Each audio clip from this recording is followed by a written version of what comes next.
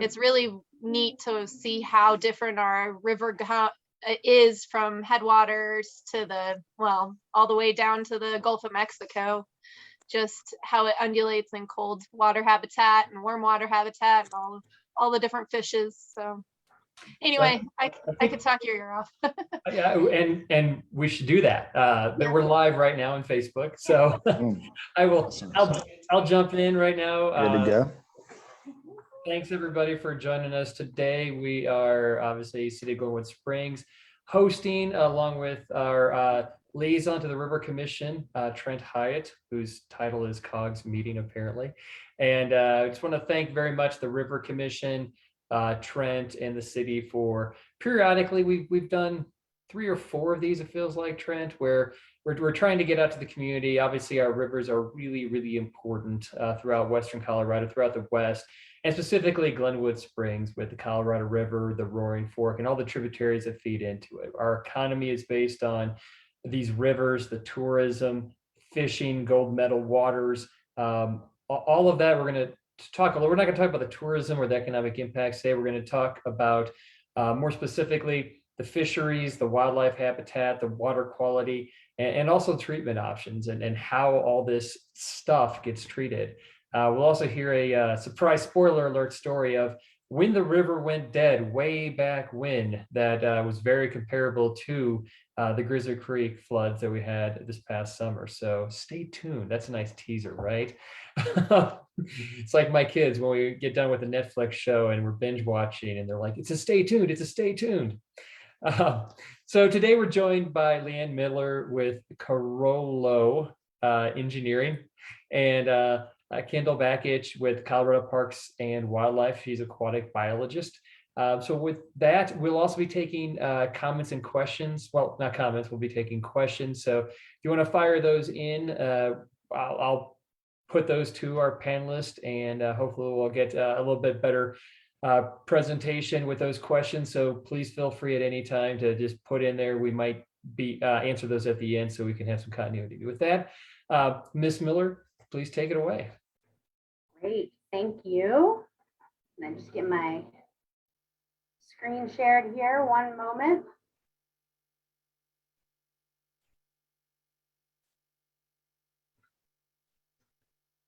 Okay, so today we're going to talk a little bit about the post-fire water quality and the impacts that had on water treatment for the city of Glenwood Springs.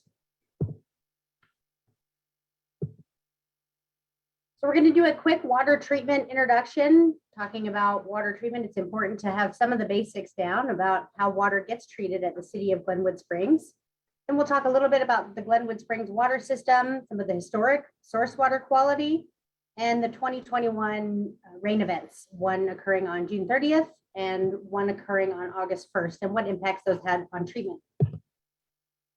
So here's our quick 30-second intro into the typical water treatment plant. Water comes from the source. In our case, in Glenwood Springs, it comes from either Grizzly Creek or Noname Creek, or from the Roaring Fork River.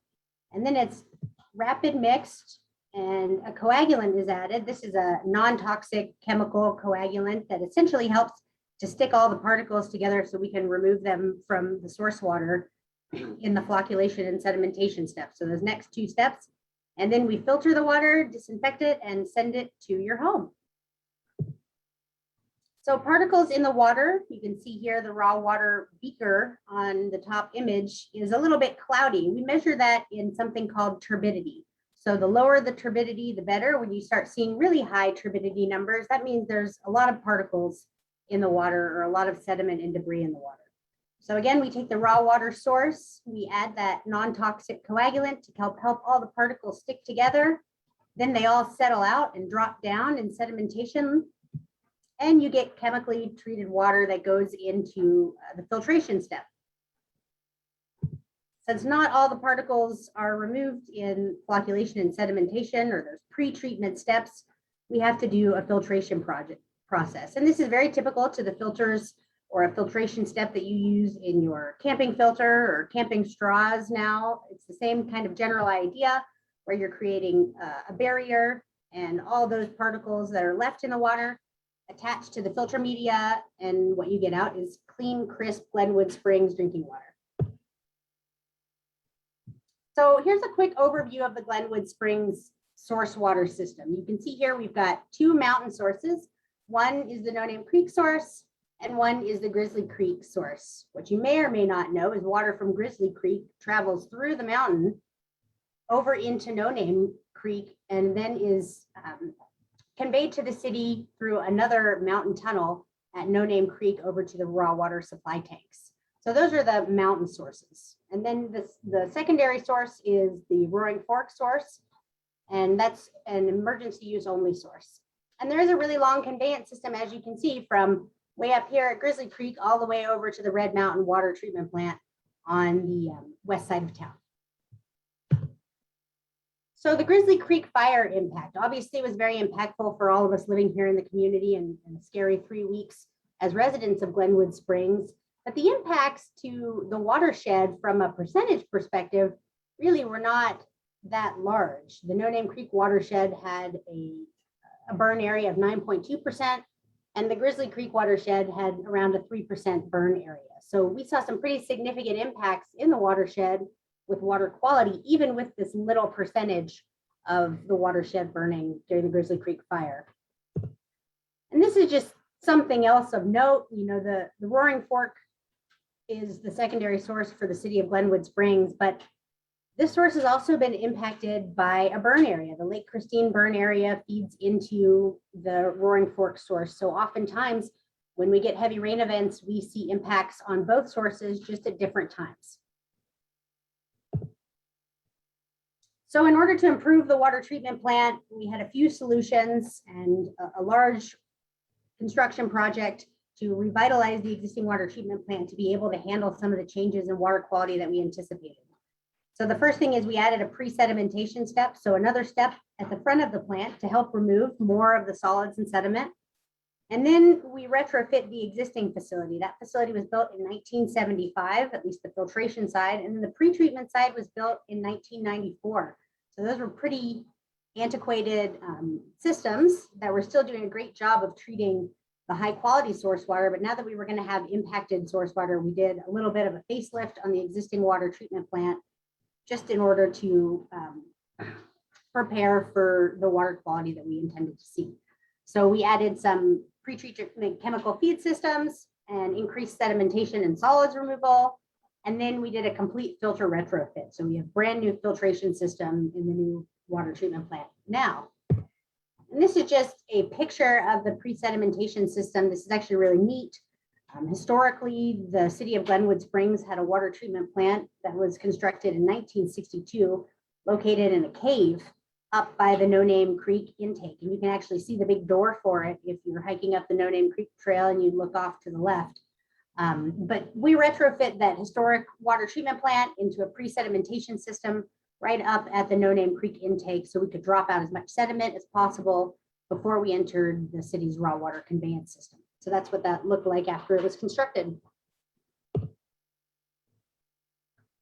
These are just a couple slides to show the historic water quality for the three sources that the city has. Again, we talked about turbidity, and that's really number of particles in the water. And you can see those historic turbidity values are pretty low for Noname Creek and Grizzly Creek. And the Roaring Forks are a little bit higher.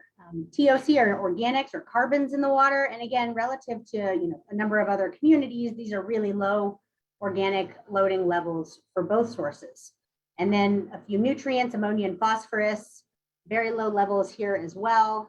And on the next slide, we have metals. So copper, lead, nickel, zinc, arsenic, and all of these, again, non-detect or very low limits historically for all the sources feeding the Glenwood Springs water treatment plant.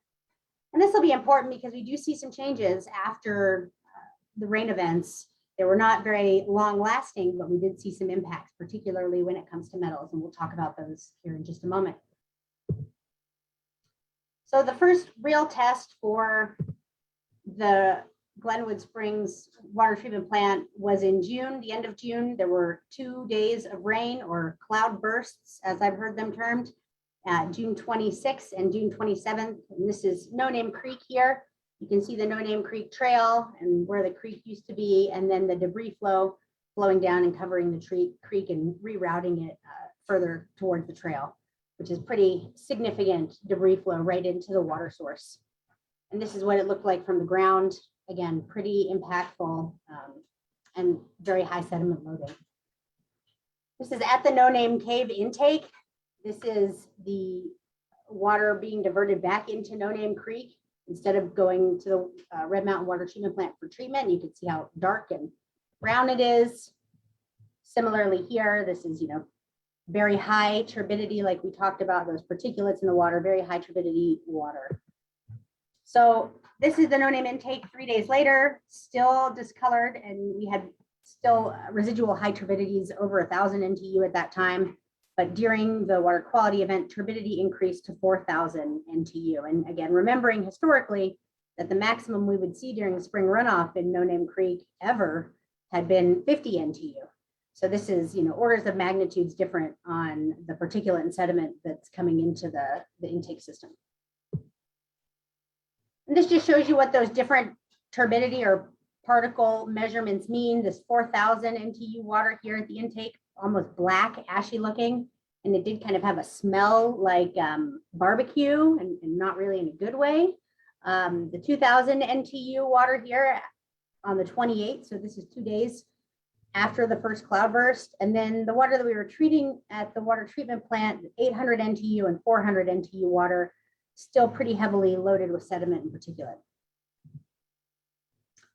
What's important about this is what happened on the other end of the water treatment plant. So we'll talk a little bit about the changes that we made to treat this water after we talk about the second event. But the finished water turbidity, as you can see here, this is from January 1st, 2018, all the way through the event and July 4th of this year.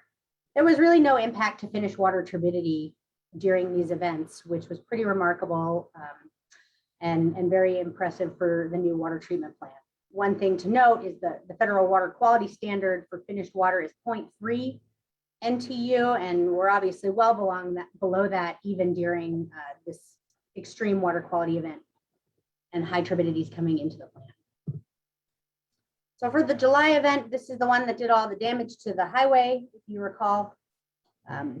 July 31st and August 1st, the second rain event, was not as impactful in the watershed as far as high turbidity concentrations. However, the impacts lasted a little bit longer. So this is just some of the debris from July 31st in Noname Creek. And you can see where the arrow is pointing here. This is where the Grizzly Creek aqueduct discharges into Noname Creek. And right over that is where we had a pretty significant mudslide. So unfortunate location for that placement. We did a little bit more water quality sampling after this event. So as you'll recall, pretty much non-detect on most constituents in the source water for Noname and Grizzly Creek pre-fire. During the water quality event, again, we got up to around that 4,000 NTU range. And what was really interesting is we saw a very significant increase in metals just during the event. So you can see we sampled the metals again the very next day, and the metals were back down to almost non-detect or back to pre-fire levels. So it was really an increase simply during the debris flow and during the water quality event that went back to normal. And the city is undertaking with ongoing source water quality monitoring monthly, just to ensure that these levels are back to where we think they should be over the winter, back to those non-detects. And we're still seeing those high quality source waters that we intend to be seeing when it comes to metals concentrations.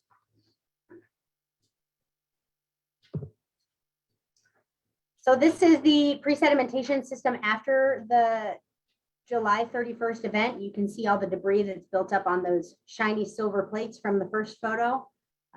Again, we're removing a fair amount of particulate and sediment in this pre-sedimentation facility, which is really helpful because it means it doesn't go into the raw water tanks and pipelines.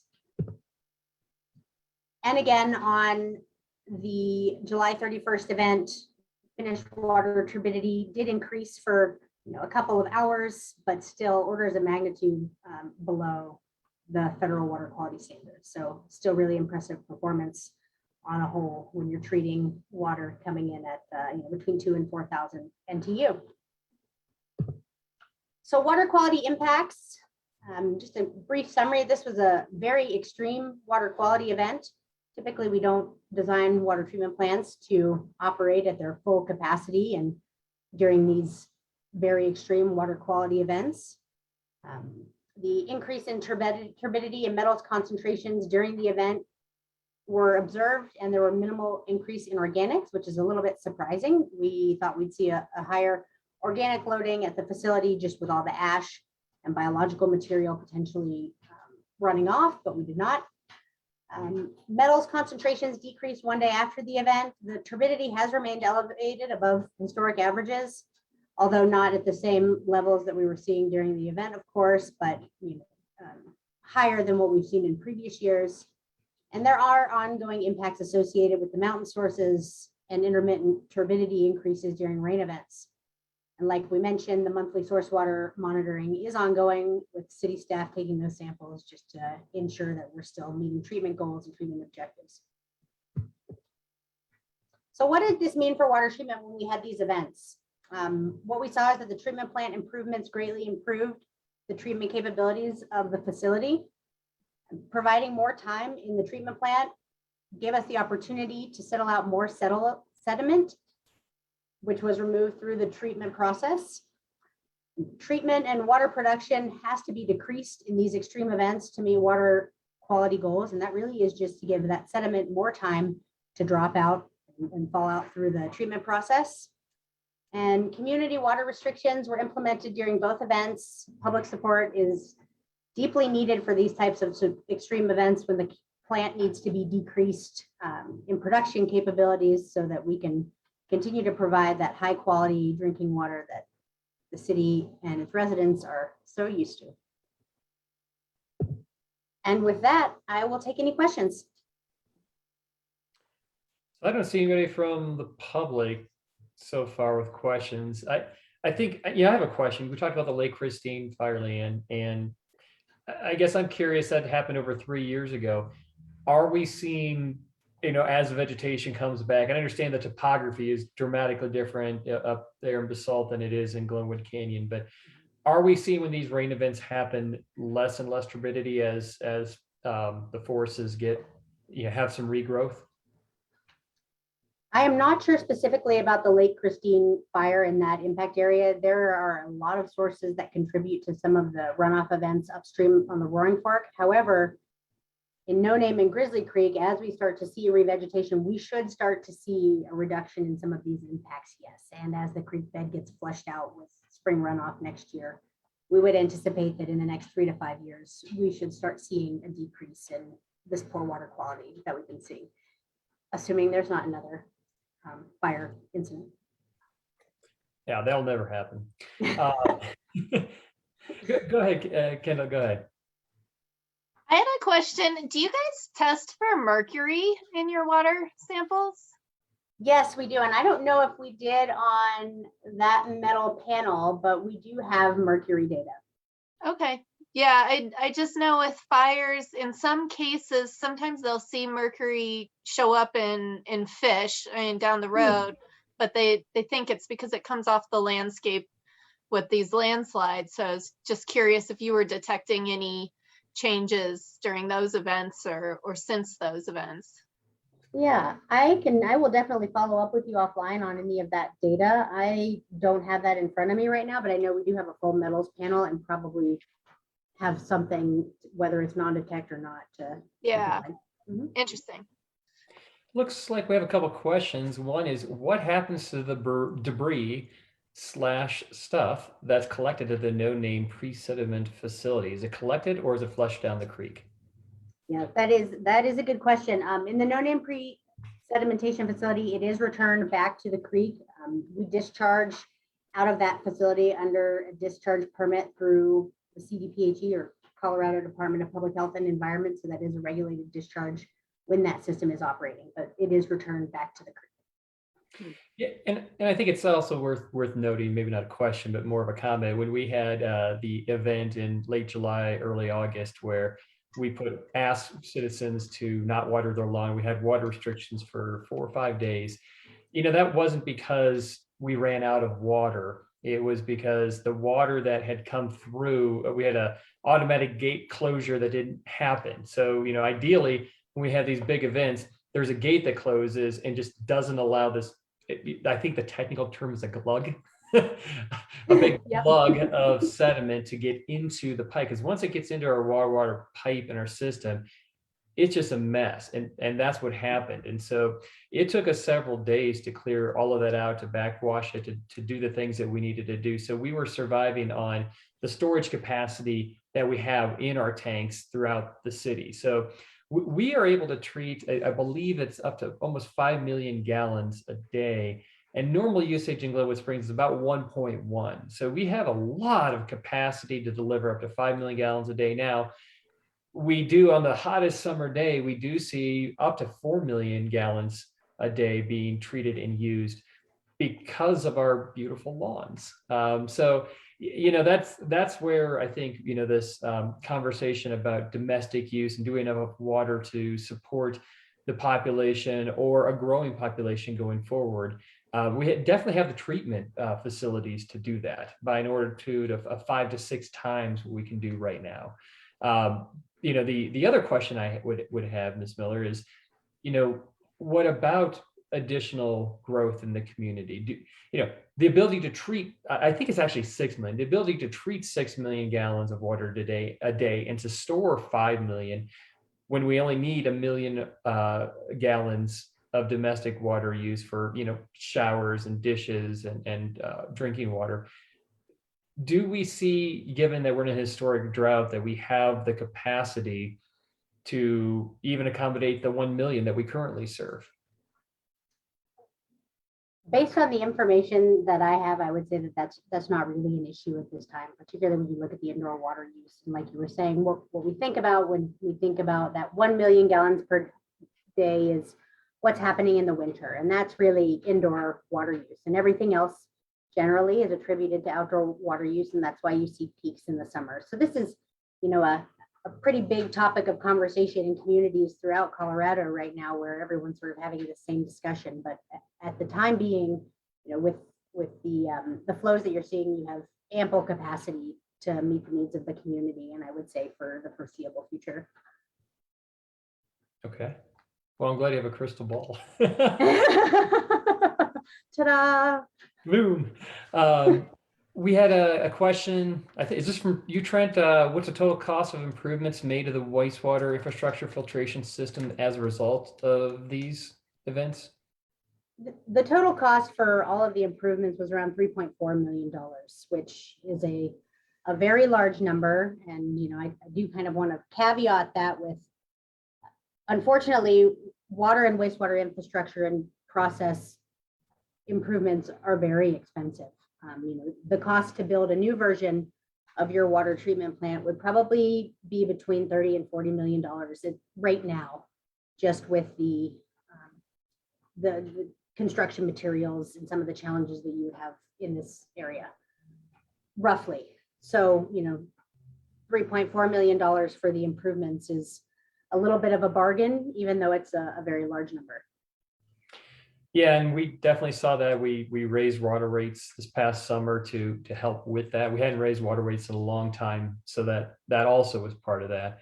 And I believe there's about 1 million or so. I'm not specific enough to know whether it's a lot of million, but I think it's about $1 million that we also are spending to get water, secondary water. And when I say secondary water, I mean emergency water off of the Roaring Fork, and to be able to blend it with the water that we are taking out of Grizzly Creek and Noname. So I believe that's in $1 million for those pumps and that pipeline.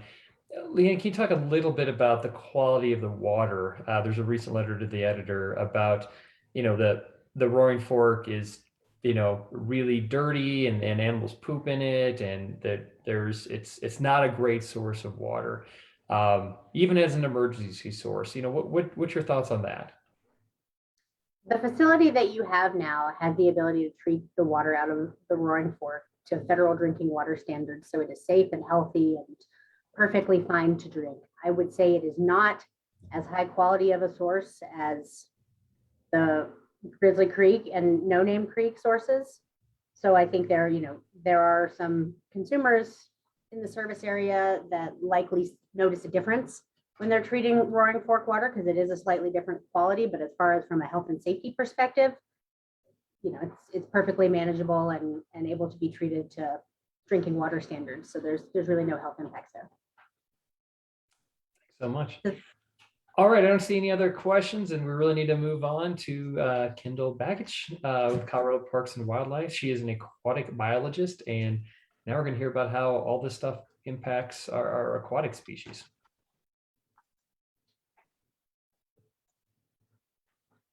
All right. Let's see. Can you hear me?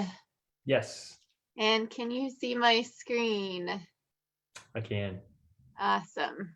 Oop, I went too far forward. So I'm here today to talk to you about some of the aquatic impacts that we've observed in Glenwood Canyon. I'm going to give you some context to what we expect in Glenwood Canyon in the fisheries, and a past event that is probably a good example of what to expect. So this is all in relation to what has happened since the fire and the debris flows. So I'm Kendall Bakich. I'm the aquatic biologist for Parks and Wildlife. I help with fisheries management for the state of Colorado in the Colorado River watershed between State Bridge and Canyon Creek, the Eagle watershed, and the Roaring Fork watershed. And I've given you some of my contact information. If you ever want to get a hold of me, email's great. And to remind you, or to inform you what our mission is as Colorado Parks and Wildlife, and that is particularly in relation to wildlife, the division that I work in. Our mission is to perpetuate the wildlife resources of the state, as well as to provide enjoyable and sustainable recreational opportunities that educate and inspire current and future generations to act as active stewards of Colorado's natural resources. So as a biologist, I go out, I observe what's happening in our waters, and then we make management decisions on what to do to help support the fisheries and also provide angling recreation. And in particular, I focus on sport fish. So in Glenwood Canyon, we really have three functional fisheries, that in Noname Creek, Grizzly Creek, and then the main stem Colorado. All these other watersheds or waters that you see in here are either ephemeral, they're only wet seasonally or during rain events or snow melt. We do have Hanging Lake, but it is not a place for anglers. It is a place to go see. It's very scenic, but there is a fishery there. It was stocked with fish a long time ago, and those fish persist, but it's not really one that's connected to the river, nor does it provide any sort of recreational opportunity outside of fish watching. So Glenwood Canyon fisheries are characterized kind of by two different groups of fish. We've got our sport fish and our native fish. And most of our sport fish species are non-native. They were introduced into our waters to provide angling opportunity. And many of our native fish are not fish that people usually fish for. So let me introduce you to those. Of course, we have our usual suspects, the rainbow trout and the brown trout. Most people know those. If you go fishing, those are the fish that you probably come across the most. We also have mountain whitefish. Those Kendall, sorry to interrupt. I just wanted to let you know that your slides are not advancing, so you may need to go into presentation mode, at least on our end. Sorry. Interesting. Well, this is where I have them advancing in one screen, but not on your guys' end.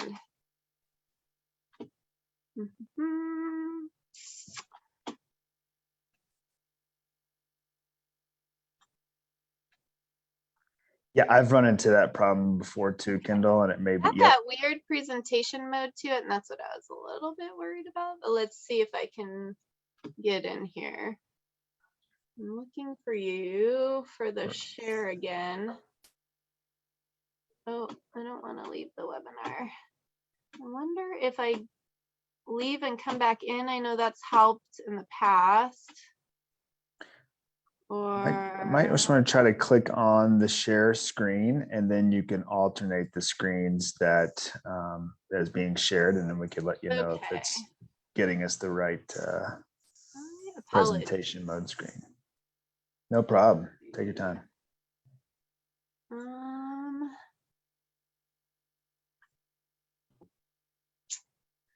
Well, screen 2. Oh, I bet you that's the one that I need to share.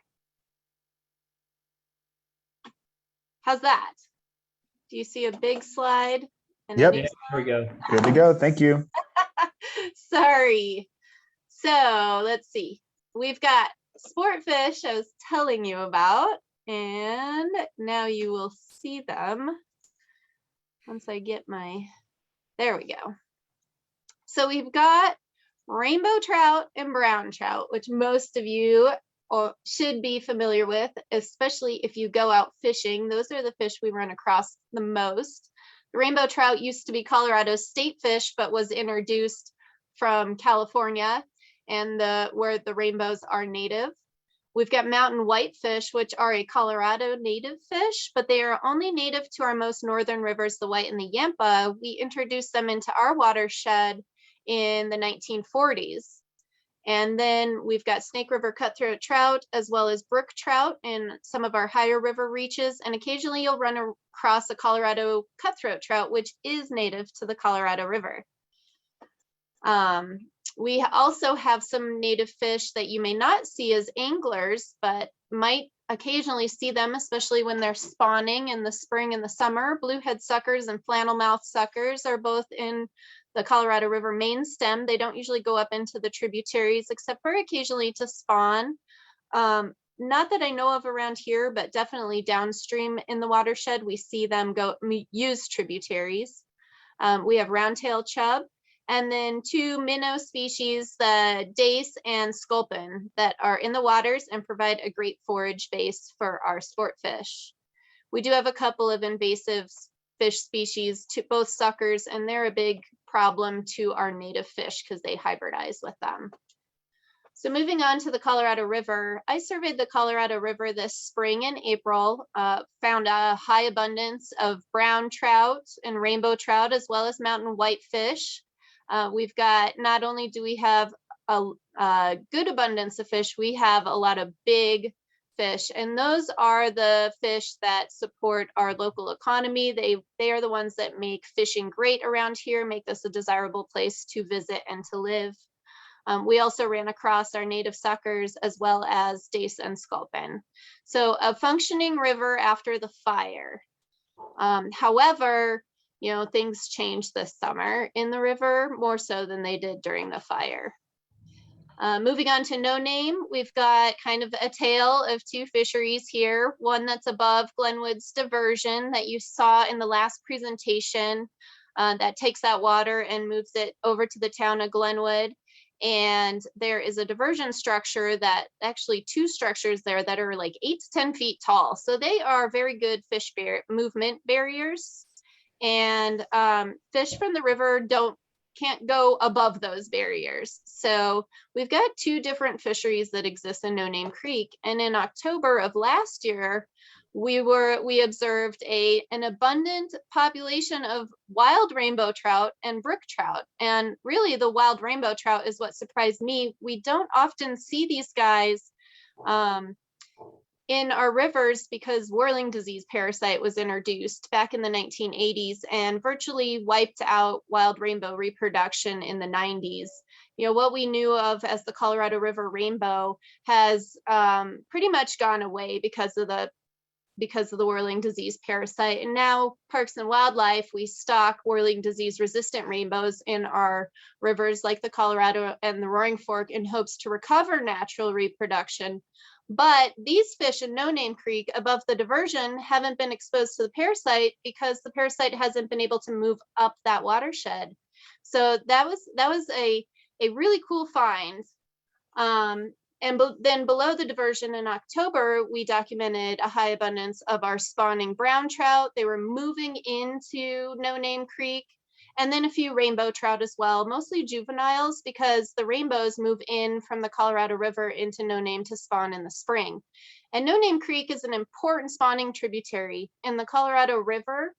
I'm sure those of us that live here notice that in the summer we have a lot of rain events that do contribute quite a bit of sediment and make the river pretty turbid in Glenwood Canyon and down through the town of Glenwood. And that sediment kind of settles out in the river, and then being such a big stream, it just doesn't provide a lot of great spawning opportunities for trout. So our trout move up into the tributaries to spawn and create the fish for next year's fishermen to catch. So the tributaries are where most of our reproduction happens for the Colorado River, and they are what sustains the Colorado River and our great fishing.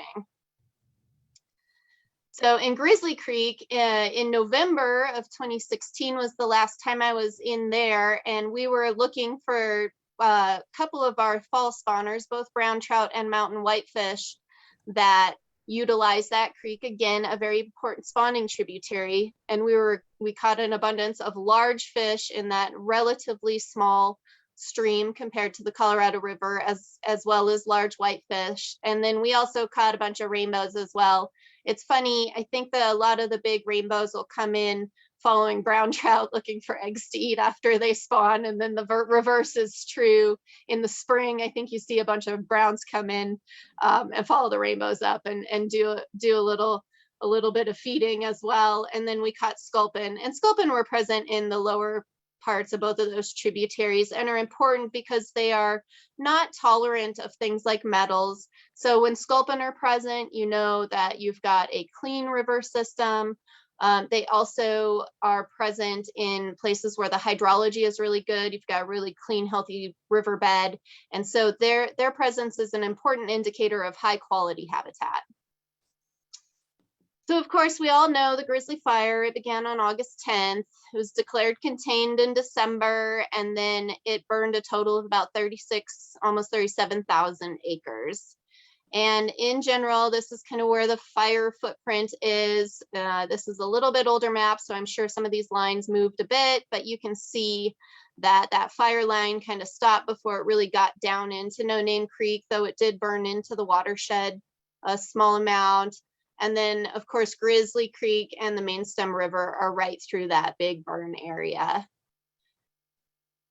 So we saw on the Grizzly Fire, it did not rain after the fire, really during the fire. So we didn't see any sort of debris flows right after all of the burn had happened, or during, in the areas that had burned over, until we got to this year. And that was a good thing because it allowed for some vegetation to establish and some stability to occur on some of the slopes. So when it started raining, we had some smaller events. I know we had a couple of shorter highway closures before the end of July.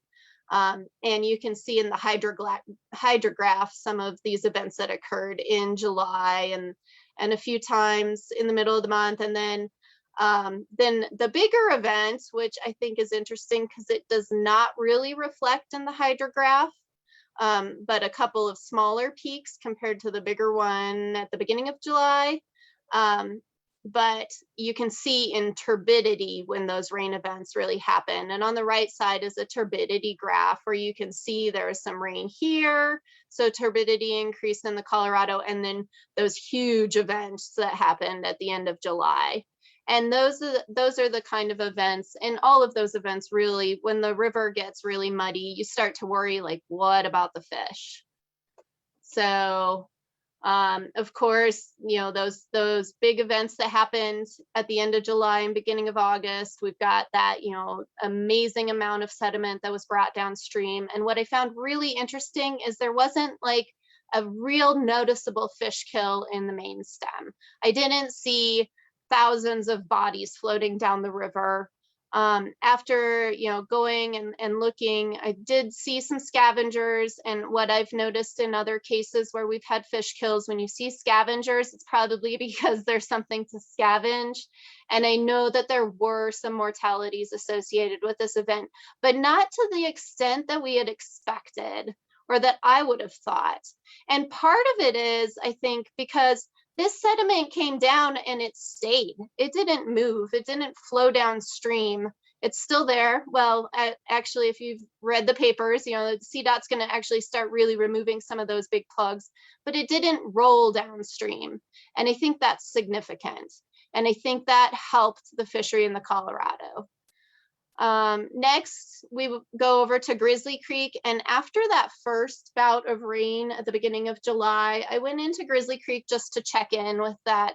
It's a smaller watershed. I thought, you know, maybe there'd be more concentrated sediment in there, not as much dilution coming downstream like in the main stem. And I was pleased to discover an abundance of brown trout. We had baby browns, you know, just hatched out of eggs in the spring. We had adults that were 15 inches. We had all the fish in between. We also had quite a few juvenile rainbow trout, both young of year and couple, you know, a year older, and we had sculpins. So that just said the watershed was still functioning, and things were looking okay. There was a bunch of fine sediment along the sides of the stream, so they had seen some sediment, but generally there was a clean, there's a clean middle channel that didn't have a lot of sediment in it. Oh, and here's some of the fish that we saw. And then during sometime at the end of July, you know, right in those couple days where all those landslides occurred, there was a huge landslide in Grizzly Creek, about 2 miles upstream of the trailhead. And a lot of the mountain came down, and what used to have clean, big gravels and larger boulders in the stream was now covered in fine sediment. Like, this stream channel doesn't even look like the one that was there prior. And I wish I had a before picture of this exact location, because it was just a stark difference. And I went looking for fish, and if you can see here, the only fish I found were skeletons and carcasses along the stream. There weren't any fish in the stream. I didn't get a great picture of the stream because I was too distracted by the fish I was seeing, but there was just so much fine sediment choking the channel that nothing really survived. And part of that's probably because we had a whole bunch of bears taking advantage of scavenging opportunities up and down the stream. There were just bear prints everywhere. Also, there weren't a lot, you know, it's closed to the public, so there wasn't a lot of people to disturb them either. But good news, in October, we did document spawning browns and mountain whitefish congregating at near the confluence with the Colorado River. So the fish did find some refuge in the Colorado. There were fish probably that weren't even in the stream that are coming up looking to spawn. It'll be interesting to see if they're successful with all that fine sediment in there. A lot of their habitat is not going to be available to them. They may lay eggs, but those eggs may not ever hatch because they just are probably not going to find the conditions they need to in Grizzly Creek this year. Of course, moving over to Noname Creek, this was a great video. This is a screenshot of a great video taken by the education director for the Roaring Fork Conservancy, and the river was, or the stream was black. And then of course, we just saw earlier that there had been some sediments that came downstream prior to as well. And we were a little bit concerned about the fishery there. I did notice that big debris slide that occurred in June and probably also produced stuff in July was right at the top of my survey reach from the year before. So it had covered it, and that turbidity kind of persisted for a while because basically the stream was buried and then it had to, you know, unbury itself. The Forest Service, who owns the land up there and has helped me on these surveys, went back into our monitoring site just to look for bugs and fish presence. And they did see fish, and they did find macroinvertebrates, and there are less impacts as you move upstream. So we do know that things have survived there, and they are persisting. So what happens to fish during these debris events? One, fish are going to move. They're going to find refuge. They're not going to stand and swim and tolerate the conditions that they're exposed to. They're not going to swim into them. So they will leave the reach, they will go find better conditions. And I think in our river, it's a big river, so they can move downstream and find the Roaring Fork pretty fast, or just get downstream of the Roaring Fork and find some dilution to some of the conditions to a point that they can tolerate. During these events in Glenwood Canyon, they certainly couldn't find any good conditions in the tributaries. But so the ones that have the unlucky fortune of being there when the event happens, being right in the right place at the right time, they will find that their gills will get plugged up with sediments. Here's a fish. It's not a very well focused picture, but that brown stuff is actually fine sediment on red gills. So this is a fish that didn't make it. It couldn't breathe and it died from lack of oxygen. In these big sediment events like we saw at the end of July versus the earlier ones that may have had finer sediments, had big boulders, and you'll see physical damage from fish. And that's when those big substrates are moving, that you're going to have a lot of mortality. You'll have some during these events with the fine sediment associated with stress, lack of oxygen, even in past rain events. We often see mortalities in whitefish because whitefish are the most sensitive of our fish species. I didn't mention it before, but whitefish are a trout cousin. They're all in the salmonid family. So trout are generally pretty sensitive, but whitefish are the most sensitive to any stresses. And those are the mortalities that we see regularly with any sediment events. It really takes more big substrate to start to kill other fish. Even other trout. So the other thing we might see is an increase in mercury in fish, which is why I asked the question I did earlier. It's happened in some cases in some streams and lakes, but not always. So it's just something we'll be watching. Colorado Department of Public Health and Environment, they do surveys on fish around the state many years. This year I was collecting samples for them from a variety of places, and I suspect they'll be interested and will come in a couple years and just see if mercury is a problem in our fisheries. Just for those who like to catch and keep, that's something to consider. We also see habitat effects. We see that new sediment inputs. You see those fine sediments that just slop into the stream, and if the water flows don't stay high and keep that sediment moving, it settles out and it'll plug up habitat. That's where macroinvertebrates live, and so you'll see a loss of some of those communities, and you'll see a shift of the macroinvertebrate community to more generalist species.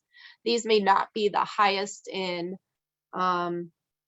quality food, but they will persist, and then they will reinvade as the stream bed mobilizes. When the landscape starts to stabilize, the stream bed will mobilize in our runoff events, and that will start to spread around all of that new sediment that we have from the landscape and make it into that system that we see persist in the long term, and that create better habitat for fish. Trout really like clean cobbles. They like bigger substrate that has good water moving through it and oxygen to oxygenate their eggs. And ultimately, over time, new substrates, good substrate, especially the extra woody debris for more habitat, the extra boulders for more cover, and then just that mobile habitat that moves. So we do have one past case study we can look at. There was a huge debris flow in July of 2012 that it seems like not a lot of people noticed. Some people might have noticed the chocolate milk color in the river around Glenwood Springs, but there was a rain event that occurred on July 24th. The river had consistently been about 1,400 CFS, and it jumped to 5,000 CFS. So almost 4,000 CFS above the Eagle River, coming out of Sweetwater Creek and a couple of the other creeks. And it brought down, I think, more sediment, or maybe there was more water that moved all this sediment downstream through the Colorado. And what we saw happen there is a huge fish kill. So here is a bunch of, you see these little light specks in the river. Those are all dead fish. And those are at Shoshone Dam, which I think is like 20 miles downstream of Sweetwater Creek. So 20 miles downstream, we're seeing dead fish. 20 miles upstream, for those 20 miles, we were seeing dead fish everywhere. And I was really surprised we didn't see that in Glenwood Canyon or anywhere below Glenwood Canyon after our events this year, but we didn't. And I think the big difference is that flow. It went from 1,400 to 5,000. That was about 4,000, almost 4,000 CFS. Our bigger events got to maybe a 2,000 above what was being seen in the river, but was not the same amount of water. And so that sediment stayed put. It didn't move and it didn't clobber fish in the river. So we didn't have this huge mortality event like we saw in the Colorado River above Dotsero. And here you'll see I have a monitoring site in that reach that was impacted in 2010 and 2012. We had adult brown trout here about 1,000 per mile. Big fish. We have a few. It's not a gold medal reach, but this is what that river looked like. And then that rain event happened in July, and I sampled in April. And the next year we saw a virtual crash of that brown trout, the adult brown trout fishery, and big fish were gone too. So that was something that we were able to document. And then over time, we've been able to see the recovery of this fishery. So here's the rain event. Now you can see here as a fish manager, I thought, there aren't any brown trout left in the river based on what I've observed. So maybe this is an opportunity for rainbows, for our disease-resistant rainbows to take hold in that river. And so we stocked a bunch of rainbow trout. So we see those rainbows here that I stocked in the fall of 2012. And we see that crash of the brown trout fishery. And then we get to see those rainbows for a little while over time. But good or bad, the river has started to recover, and we see the brown trout are really good at outcompeting. And frankly, I think they come down and eat all of the rainbows in that Reacher River. Before this, and honestly, since I started surveying, we have documented a lot of loss of rainbow trout. It was a wild trout river. We didn't really stock. We were hoping the rainbows that we saw spawning would develop some disease resistance and persist, but it wasn't working. So we were hoping we could get a disease resistant population established. Unfortunately, the brown trout come down and I think they eat them all. But that's kind of the other side of my job that is a challenge. So anyway, we will see the river recover. We do hear things like after 5 years is where you really start to see recovery from fires, and we do see that in debris flows or any sort of disturbance. So we did see that in the Colorado, and we are seeing that increase back to baseline condition before a large debris event about 6-8 years later. Long-term effects, I can tell you already our landscape is stabilizing. I just listened to a presentation from the USGS.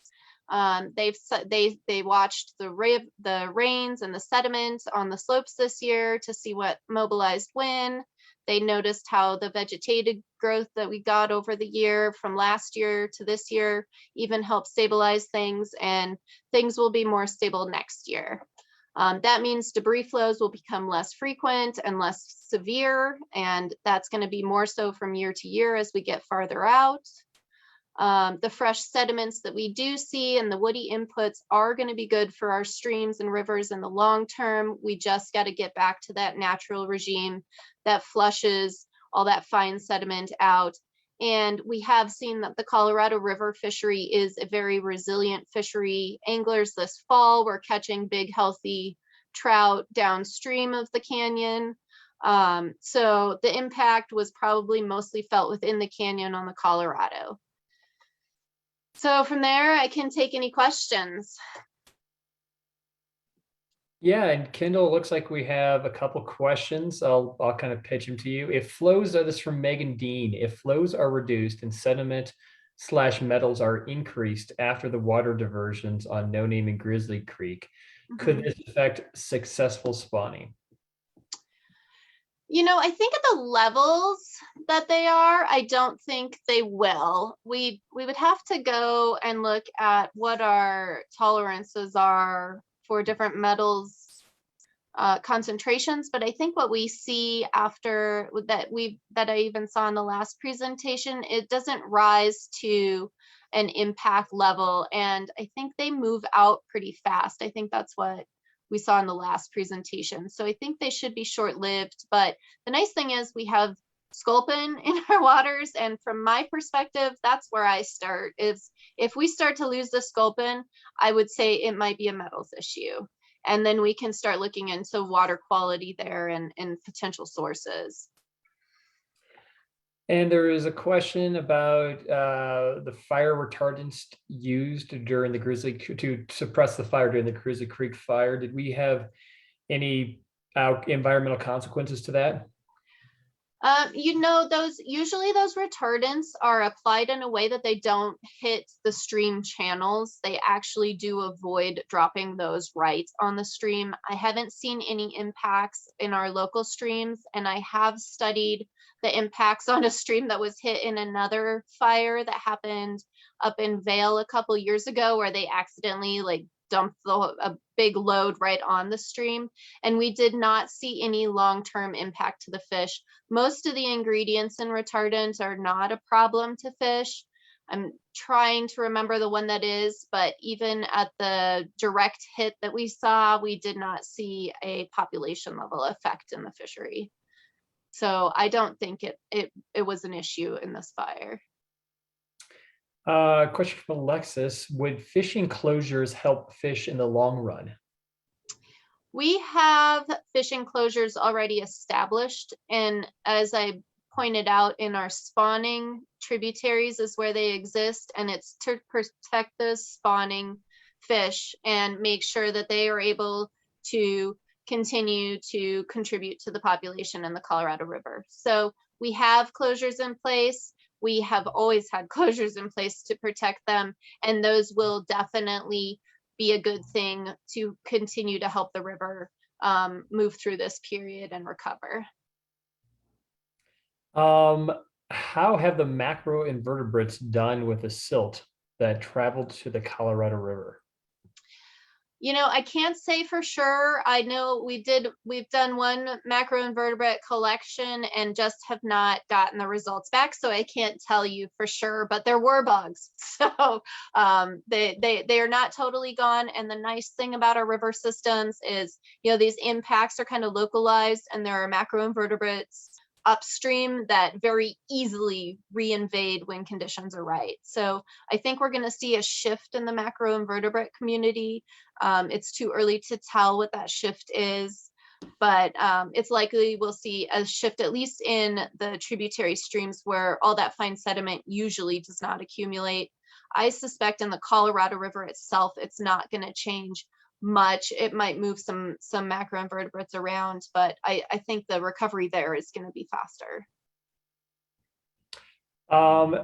Question of quantity. Maybe Leanne can take this, or I can speak a little bit of it. But have we ever run dry above our diversion in Grizzly Creek? And with what was the question here? With the sorry, let me get to the chat. With our how does CPW protect minimum stream flow requirements? And has Noname Creek ever gone dry due to not enough quantity of water? Mm-hmm. So we focus on the wildlife. However, we do inform in-stream flow water right protections that is held through the Colorado Water Conservation Board.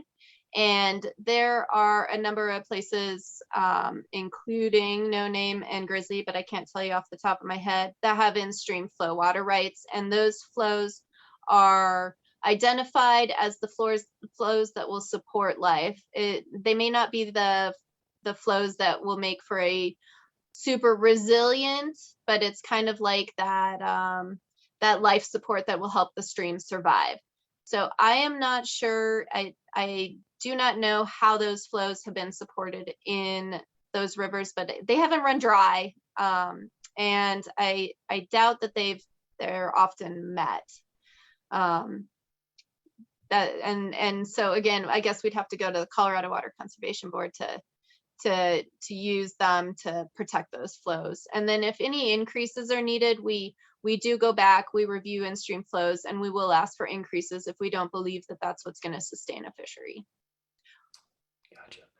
I had a couple other questions, and they were kind of related to growth and enough water, and I think we're seeing that a lot. I was kind of texting back and forth with our public works director. So I have some interesting numbers. One, we're talking about the cost. I think we said 3.5, 3.6 to retrofit everything after the Grizzly Creek fire. But in addition to that, there was another $1 million of intake on top of that.